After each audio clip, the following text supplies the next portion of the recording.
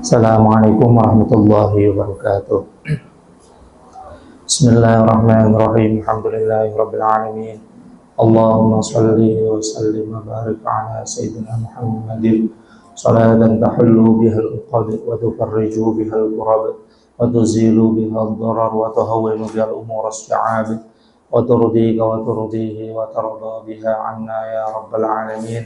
Allahumma ij'al majalisana majalisa Rasulillah wa ayyamana ayyama Rasulillah wa layalina layali Rasulillah wa shrah sudurana bi'ulumi Rasulillah wa amla qulubana bihubbi Rasulillah wa adliq alsinatana bi anwaris salati wassalam ala sayyidina Rasulillah wa jaddid bina sunnata Rasulillah wa rawwih arwahana bi'abiri Rasulillah wa adkhilna fi kanafi Rasulillah sallallahu alaihi wa alihi wasallam. Wa ba'du, melanjutkan pembahasan kita kitab Matan Abi Suja' Fikih Madhab Syafi'i. Kita tuki fasal wal istinja'u halaman 16.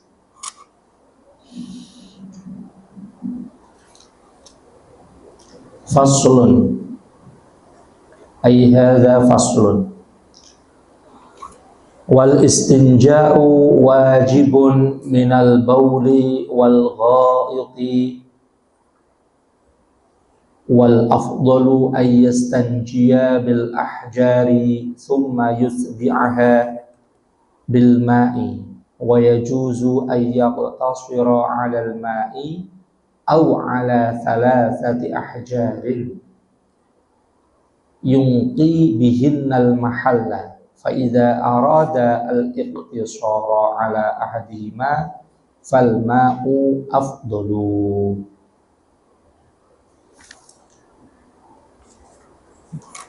Faslun wal istinja. Kita sekarang tentang pembahasan istinja. Istinja niku dalam bahasa diambil dari kata-kata najautu asy-syai'a. Najautu itu maknanya motong atau memutus. Najautu asy-syai'a ay qata'tuhu, artinya secara bahasa Arab kalimat istinja niku maknanya najautu, dari kalimat naja maknanya apa? Qata'a. Seakan-akan orang yang sedang istinja niku dia memotong kotoran, memotong najis atau memotong sesuatu yang noda kotoran dari dirinya. Makanya dia dikatakan orang yang membersihkan najis atau kotoran dari dirinya, dia disebut istinja. Itu dari kata-kata bahasa. Lah, yang dimaksud daripada istinja di sini di dalam bab fikih mazhab Syafi'i iku napa? Dawuhipun ulama, istinja niku izalatul khariji an-najisi minal farji anil farji bima'in wa hajarin. Yaitu napa? Istinja yaitu menghilangkan najis ya yang keluar dari farji, dihilangkan najis tersebut anil farji, dari farji, dalam membersihkan atau menghilangkan bima'in, yaitu dengan menggunakan air au hajarin. Jadi cara kita untuk bersesuci dalam hal ini istinja nalikane ketika kita sedang qada'ul hajat, nalikane kita sedang buang air kecil atau sedang buang air besar, maka dalam membersihkannya itu kita sebut namanya istinja. Nah, kemudian bagaimana cara kita untuk beristinja? Atau yang pertama, bagaimana hukum daripada istinja? Di sini Mbah Musannaf Imam Abi Suja mengatakan wal istinja'u wajibun. Hukum beristinja niku wajib. Wajib ini kok maksudnya wajib dengan segera atau buru-buru ataukah tidak perlu buru-buru. Nah, di situ para ulama ditafsirnya bagaimana? Hukum beristinja atau nalikan ketika seseorang ini baru selesai qadhaul hajat, buang air besar atau buang air kecil, di situ dia hukumnya wajib untuk melakukan istinja, tapi wajib apa secara buru-buru atau dengan segera apabila sudah tiba waktu sholat. Ketika sudah tiba waktu sholat, maka hukum beristinja itu wajib dilakukan dengan segera. Tapi kalau di situ tidak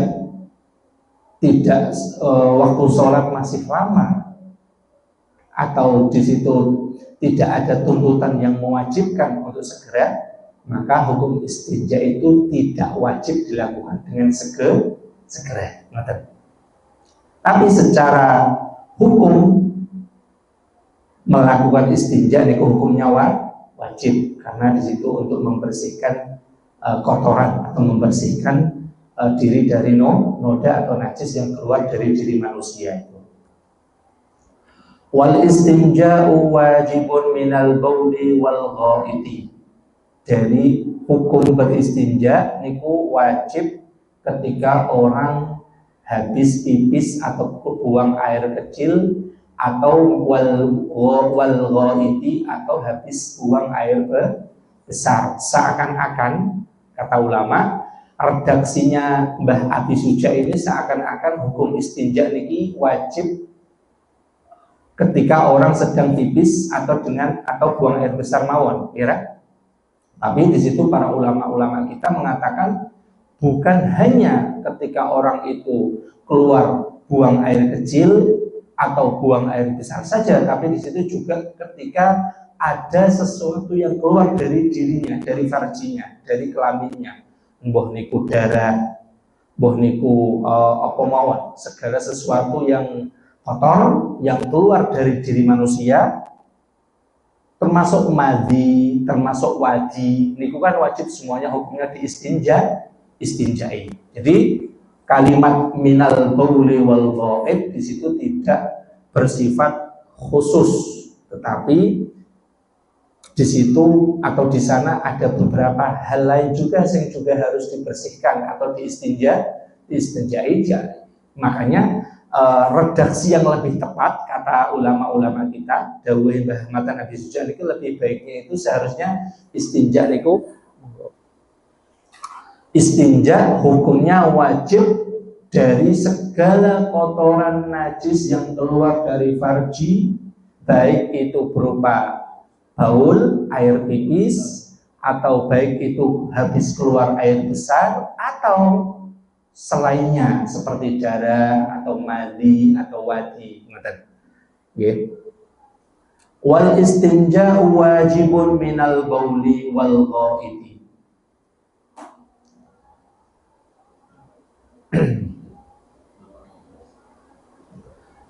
Wal afdalu ay yastanjiya bil ahjar thumma yutbi'aha bil ma'. Sekarang ketika kita selesai dari buang air besar atau selesai dari buang air kecil, atau ada darah yang keluar dari kelamin kita, farji, di situ kan kita hukumnya melakukan istinja adalah wajib. Nah, sekarang cara terbaik atau cara membersihkan atau melakukan istinja yang paling sempurna itu bagaimana? Nah, di sini dijelaskan oleh Mbah Musannaf atau Mbah Matan Abi Suja bahwa dalam istinja di situ ada tiga cara.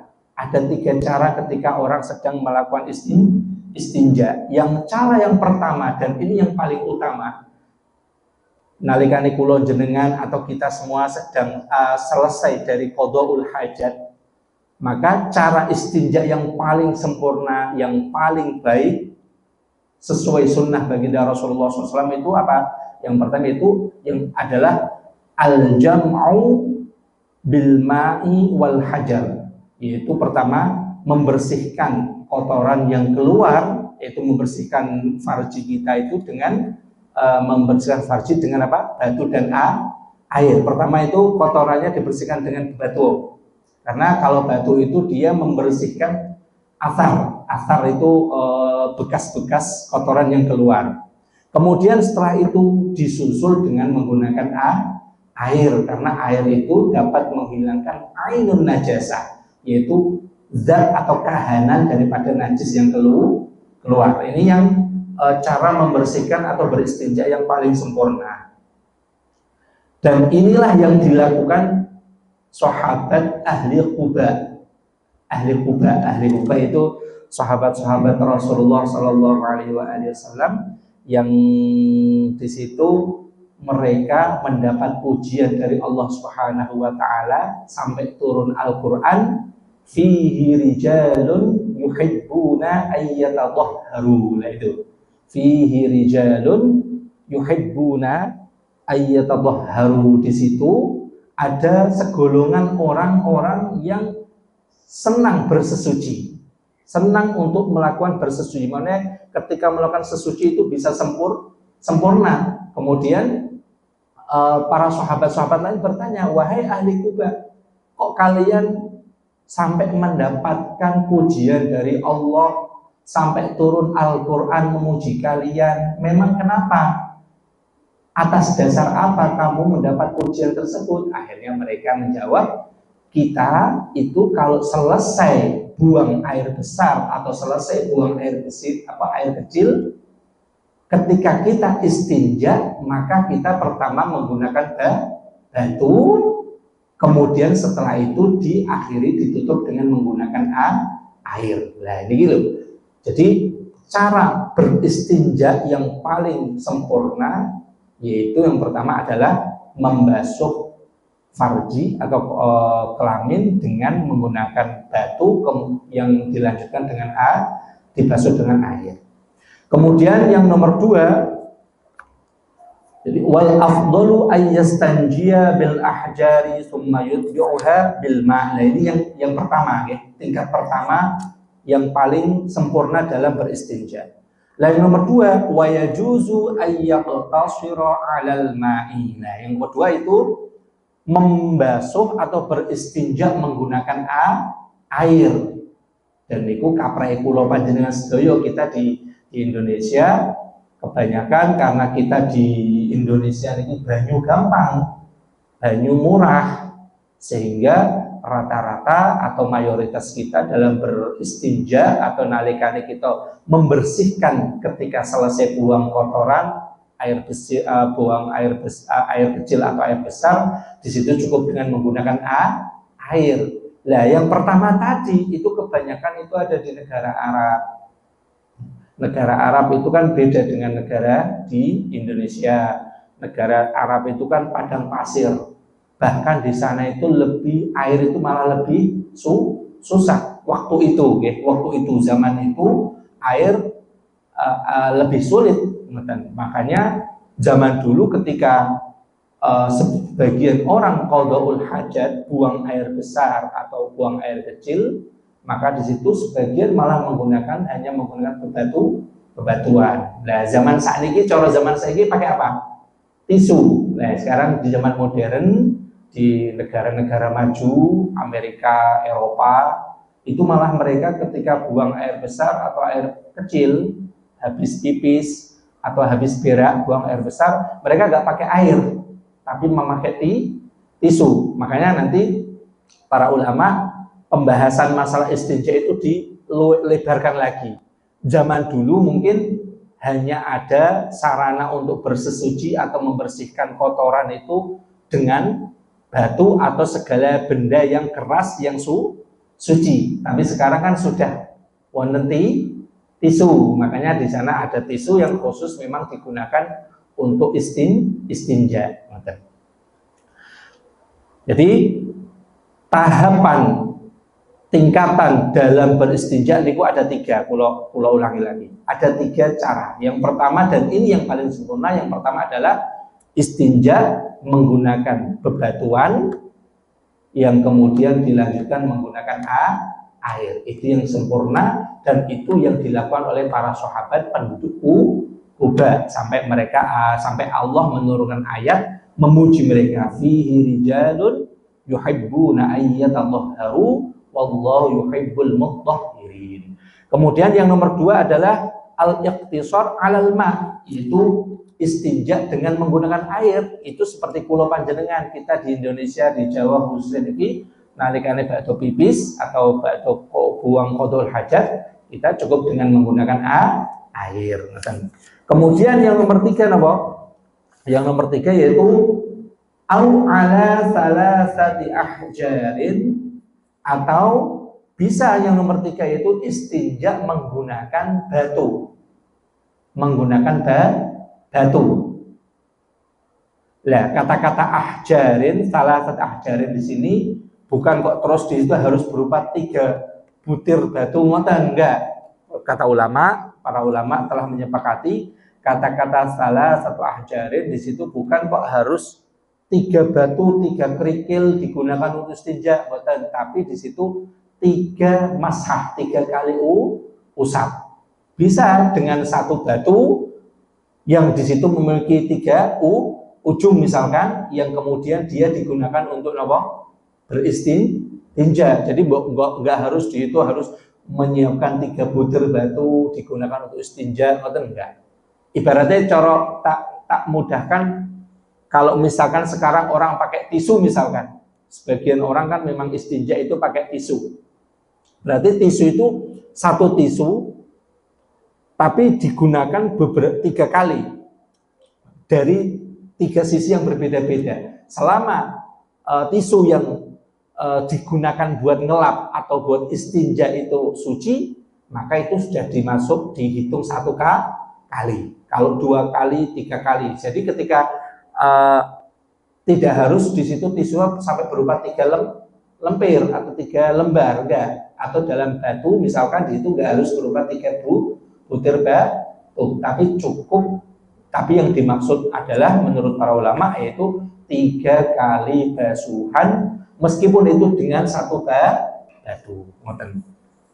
Malahnya dok ini dewi para ulama, Mbah Musannaf, Mbah Habib Suja memberi syarat 3 basuhan itu pun harus syaratnya yungqi bihinnal mahalla, yaitu dia dapat membersihkan tempat yang kotor tadi.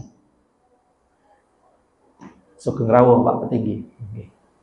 Jadi cara yang nomor 3 di dalam istinja yaitu menggunakan batu, yang batu ini tidak harus berupa 3 butir, tapi bisa 1 butir tapi memiliki 3 sisi, sehingga itu bisa cukup digunakan untuk beristinja.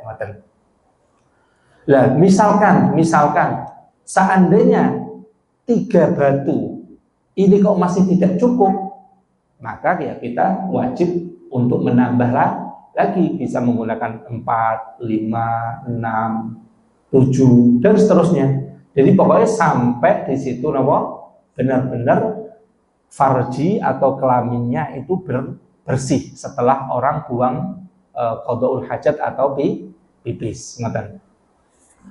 Lah kalau misalkan dari ulama, andaikan kok misalkan sampean dengan 6 kerikil itu wis bersih, andaikan dengan 6 batu itu wis bersih, atau dengan 6 lembar tisu itu udah bersih, para ulama mengatakan baiknya ditambah 1 lagi atau diganjilkan. Kalau 6 berarti ditambah 1 menjadi 7. Kalau misalnya dia udah selesai 8 udah bersih, ditambah 1 lagi menjadi 9. Kenapa?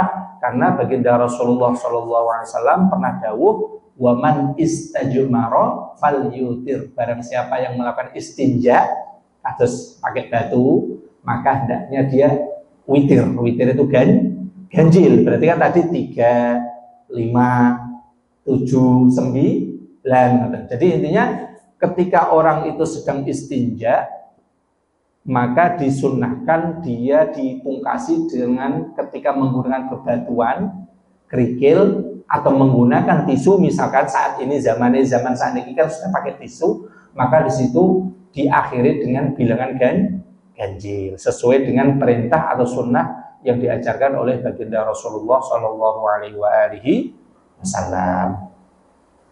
Faida arada al-iqtisar ala ahadihima fal ma'u afdalu. Lah saniki apabila kita sudah tahu bahwa dalam istinja niku ada 3 cara. Yang pertama dia menggunakan batu, kemudian air.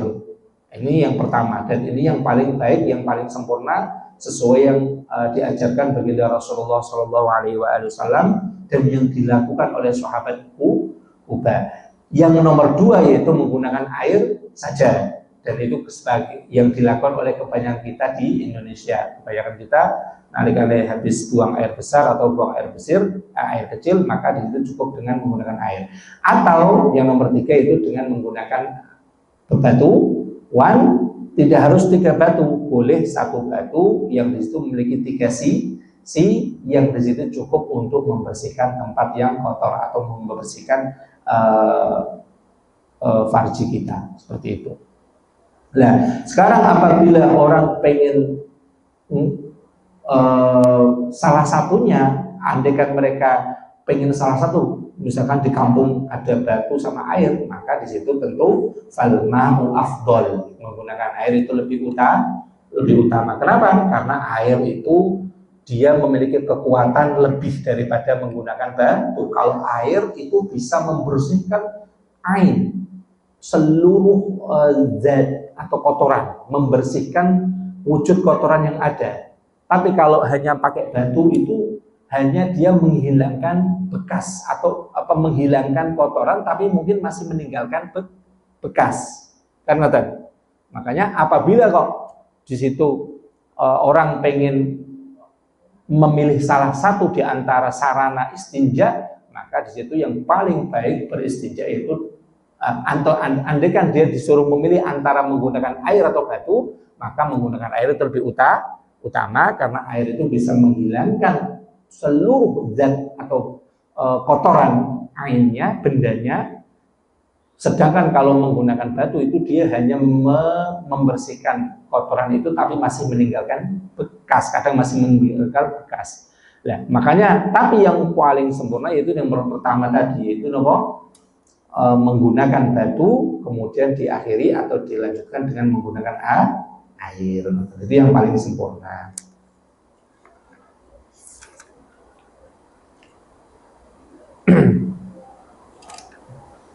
Dan kenapa kalau perlu tegaskan kembali bahwa kata-kata istinja niku bukan kok hanya diidentikan hanya menggunakan menggunakan bebatuan. Soalnya selama ini kita ngerti istinja itu kayak orang ketika sudah tidak ada air, padahal istinja itu membersihkan kotoran atau mensucikan kelamin ketika habis keluar air seni, baul, pipis, selesai pipis, atau dia habis buang air besar, itu namanya disebut istinja.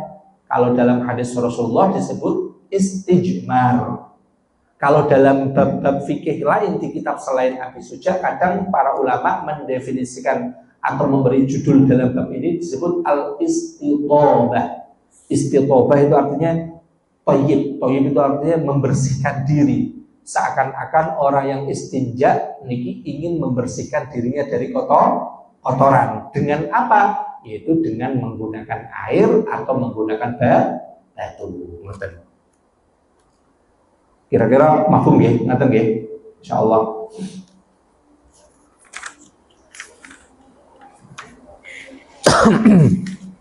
Wa yajtanibu istiqbal al-qiblati wastidbaraha fi as-sahra'i wa yajtanibu al-bawla wal-gha'ita fil ma'i ar-raqidi wa tahta asy-syajarati al-muthmirati wa fil tariqi wad-dhilli was-saqbi wa la yatakallamu 'ala al-bawli wal-gha'iti wa la yastaqbilu asy-syamsa wal qamara wa la yastadbiruhuma.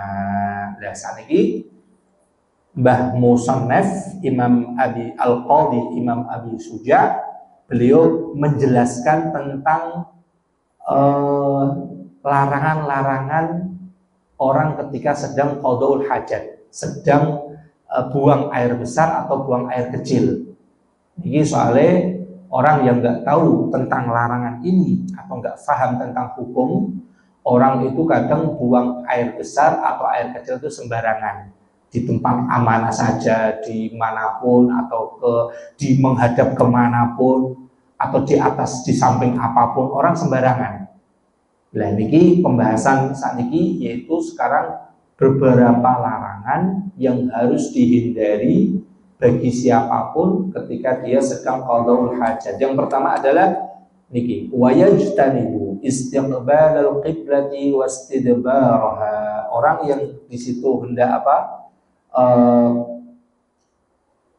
orang yang sedang qada'ul hajat, maka dia harus menghindari menghadap ke arah kiblat atau menghadap kiblat atau mengukuri kiblat, ya. Lah ini kesimpulan dari pembahasan pertama ini gini. Jadi yang jelas di dalam ketika seseorang qada'ul hajat atau dalam permasalahan menghadap kiblat atau membelakangi kiblat, ketika orang sedang qada'ul hajat itu ada 3 keadaan.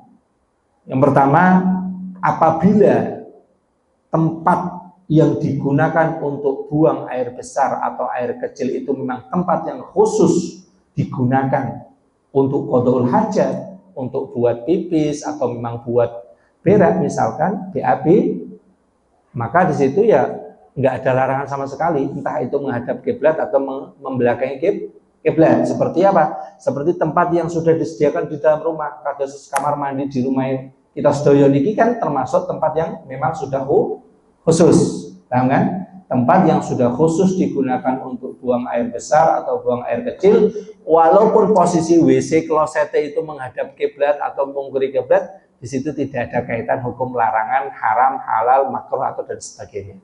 Kira? Jadi yang dilarang itu apa? Yaitu ini. Yang nomor 2 yaitu ketika tempat itu tidak digunakan atau tidak disediakan untuk khusus atau tidak digunakan untuk buang air besar atau buang air kecil. Misalkan di tempat umum, atau di tempat umum itu bukan WC umum loh, bukan WC umum, bukan, tapi di tempat yang sekira di situ menutup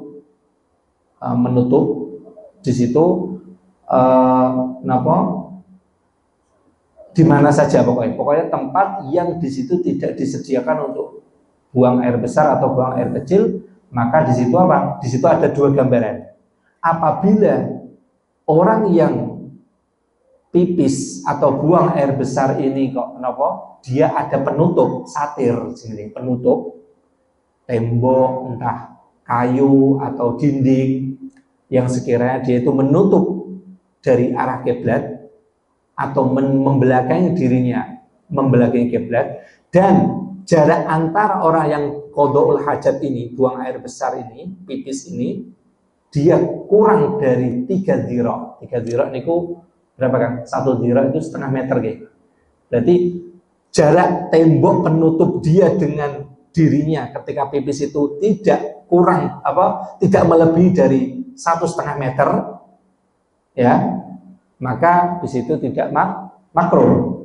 Artinya apa? Misalkan ada orang pipis di tempat yang memang tempat yang sebenarnya tidak digunakan untuk qada'ul hajat, buang air besar atau buang air kecil. Dia menghadap kiblat misalkan.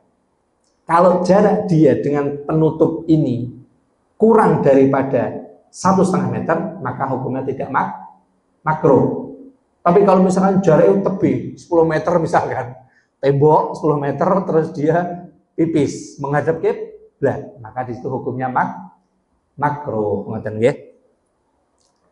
Maka hukumnya makruh. Walaupun di situ ada tutup, tapi kalau tutupnya itu kurang melebihi daripada 1,5 atau jaraknya itu lebih dari 1,5 meter, maka di situ seperti tidak ada satir, maka di situ hukumnya makruh.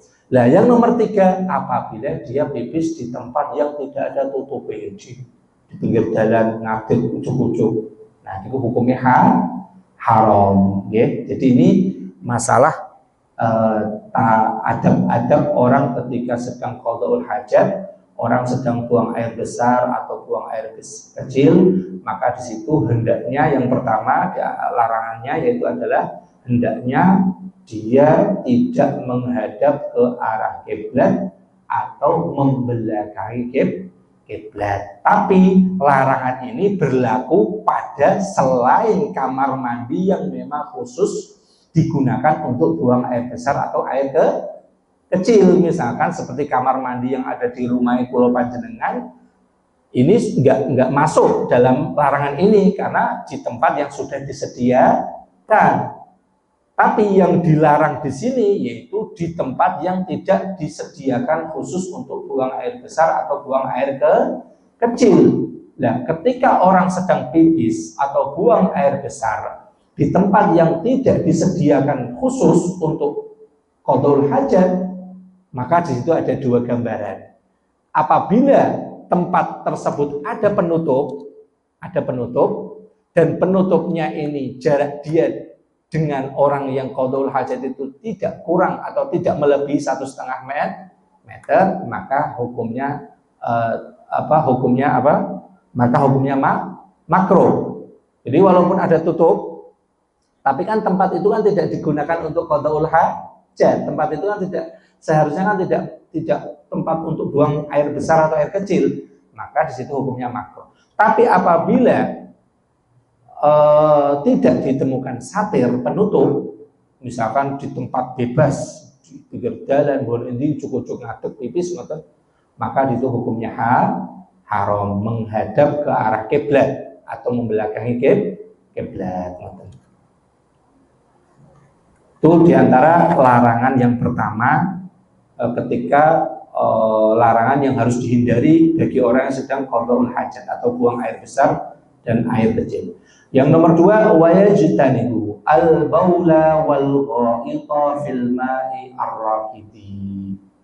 Orang yang sedang pipis atau sedang buang air besar juga dia tidak boleh di dalam air yang diam atau air yang di situ tidak mengalir. Kesimpulannya apa? Kesimpulannya orang yang sedang pipis dalam masalah yang nomor 2 ini, orang ketika sedang pipis atau sedang buang air besar, di situ boleh hukumnya dilarang, artinya di situ tidak diperbolehkan, yaitu ketika memenuhi 5 syarat.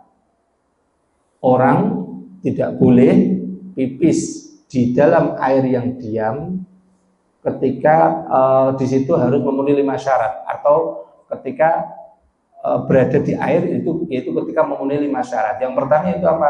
Yaitu yang pertama airnya harus diam. Berarti bagaimana? Apabila airnya itu kok mengalir, maka hukumnya tidak makruh kados pipis nek kali misalnya banyu sing mili. Maksudnya air yang diam itu air sing boten di misalnya kayak di kolam kan airnya kan berhenti itu, terus dipipisi itu nggak boten angsal. Andai kan kok besar, walaupun airnya banyak, misalkan kolam renang kan banyak tuh, walaupun itu tidak membuat keruh atau menjadikan air itu najis, itu menjadi hukumnya makruh, itu tetap dimakruhkan, tidak dianjurkan untuk dilakukan.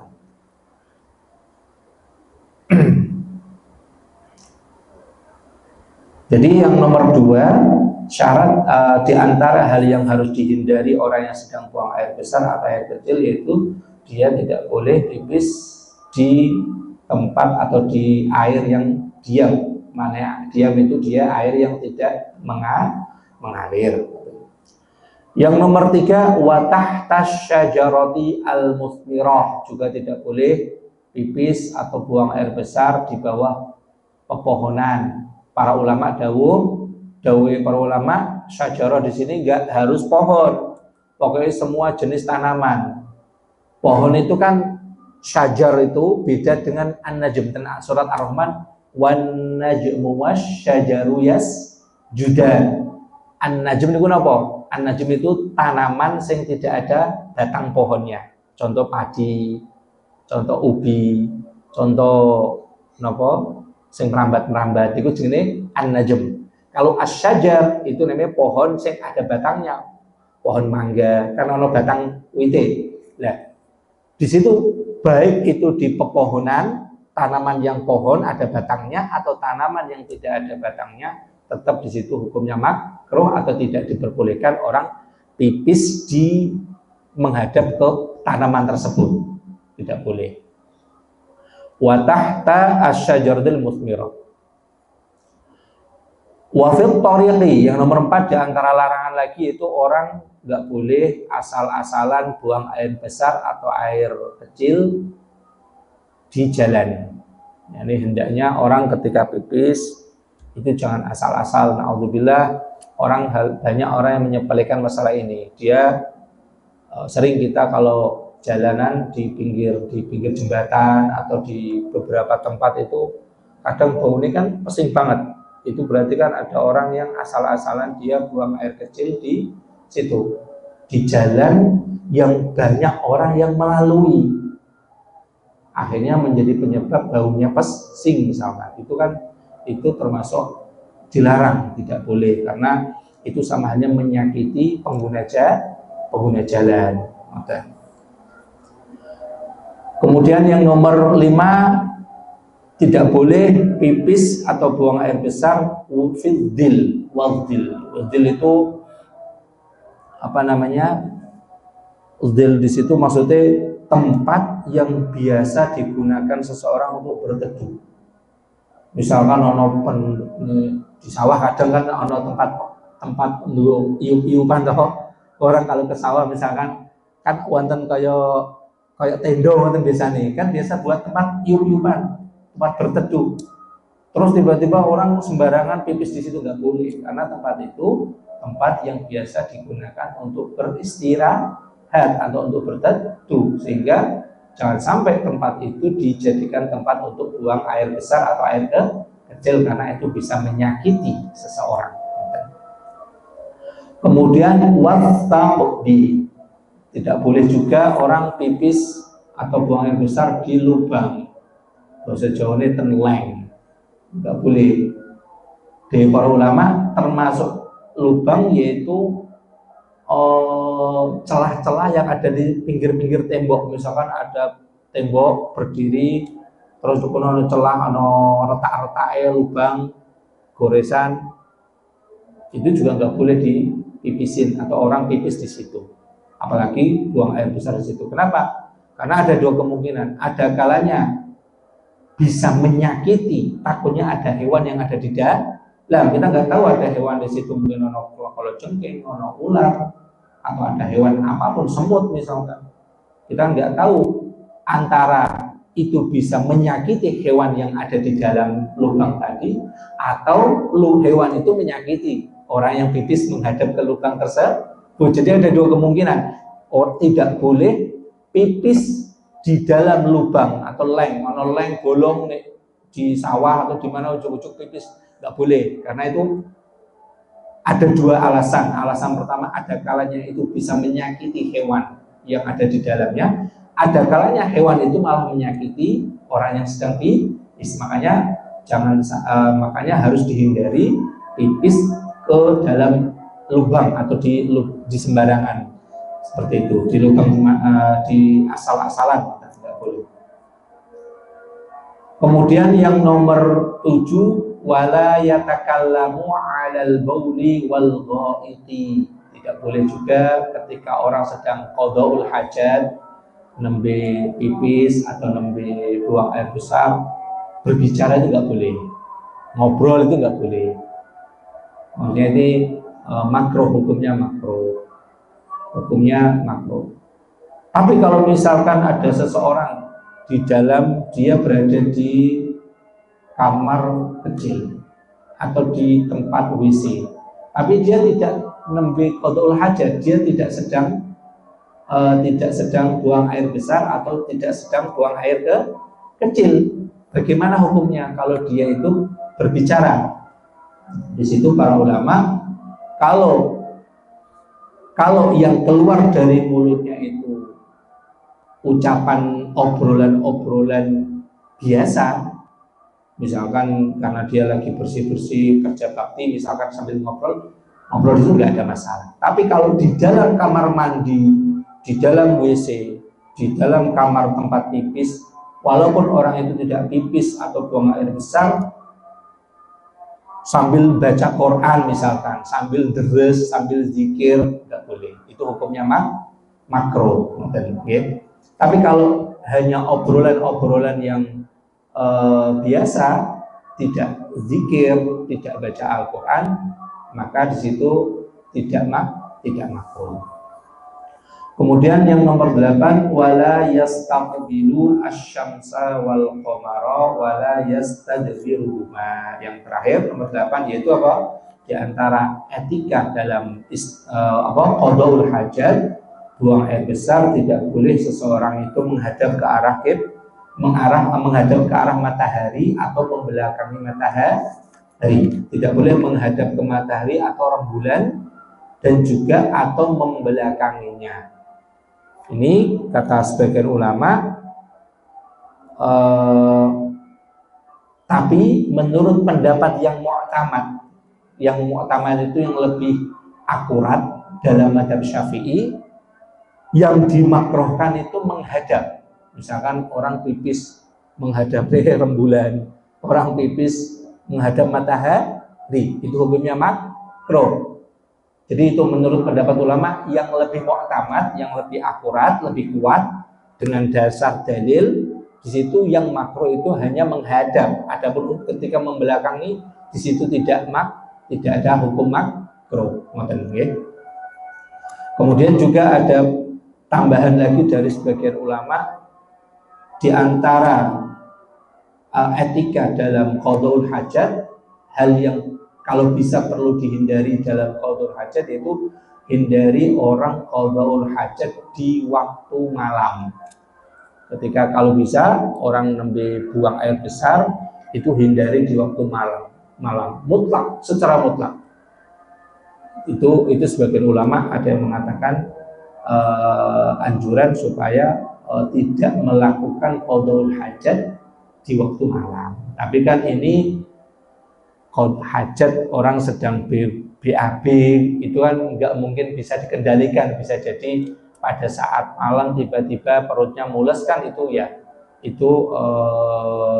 nggak bisa ditahan atau nggak boleh ditahan, malah secara kesehatan juga nggak baik. Tapi ini maksudnya dawai para ulama ini, sebagian ulama ini mungkin di kondisi ketika orang bisa mengendalikan dirinya, sebisa mungkin usahakan untuk ketika buang air besar itu tidak di waktu malam. Itu diantara beberapa larangan-larangan etika-etika yang harus ditunaikan orang ketika sedang keluar atau membuang air besar atau membuang air kecil. Wonten pertanyaan yang mengganjal? Halo? Oh, kalau menghadap kiblat itu hukumnya di situ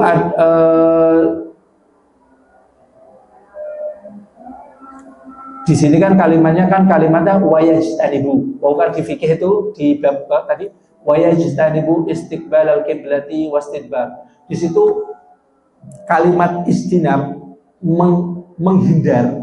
Hendaknya orang yang sedang buang air besar atau air kecil itu hendaknya dia harus menghindari menghadap kiblat atau membelakangi kiblat. Itu hukumnya wajib.